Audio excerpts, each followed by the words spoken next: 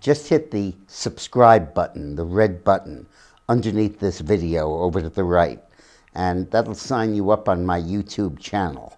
And then you can hit the small bell icon, so a little bell will go off and tell you each time I've started to broadcast a new one. I hope you enjoy it. There's a two-rink circus going on in Washington right now.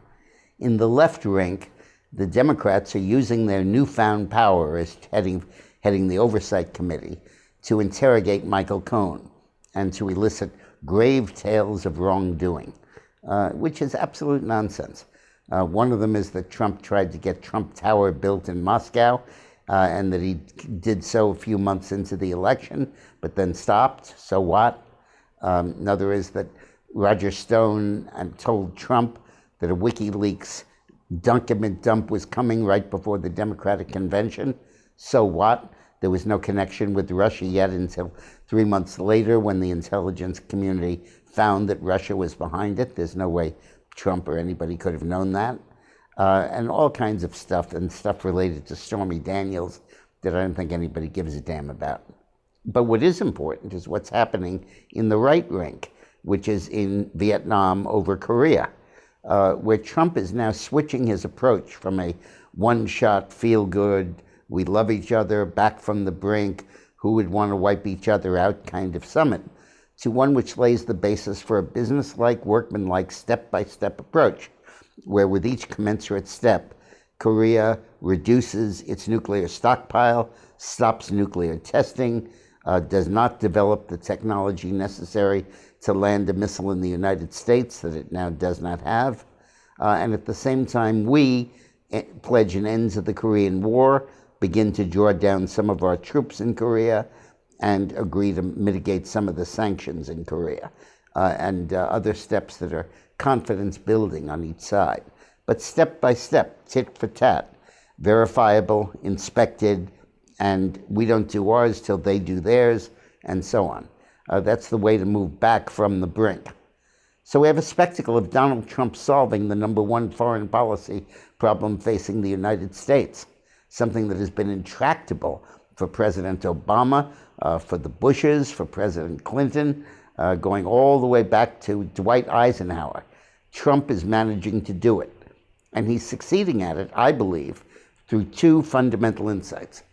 One is that it is not so necessary to convince Kim not to be a militarist as to convince him to be a capitalist, and that he's holding out the notion of making money to the North Koreans and letting them back into the global economy and helping them do so.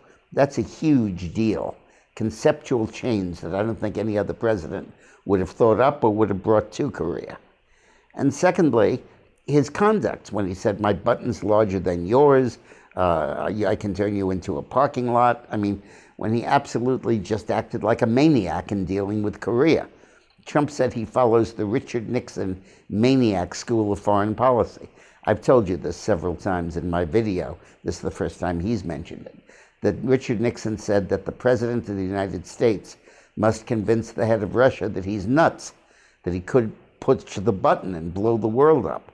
And that's what Trump is doing, just like any real estate deal going on.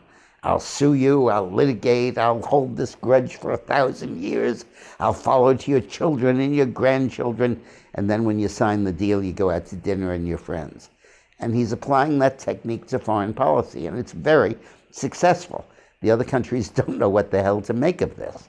They're unpredictable and dangerous and perfectly reasonable that he could do some horrible things. And all of this really laid the basis for this peace settlement that now I think is acquiring step-by-step reality. But hey, Americans are not going to be fooled. They're going to look at Donald Trump making real progress and the Democrats pushing partisan BS. And they'll say, oh my God, is this why? Is this what they'll do with their majorities? Thanks for watching. I wanted to mention to you again my book, 50 Shades of Politics. It's available only on Amazon.com or dickmorris.com. And it's a really fun read. I mean, this is a riot.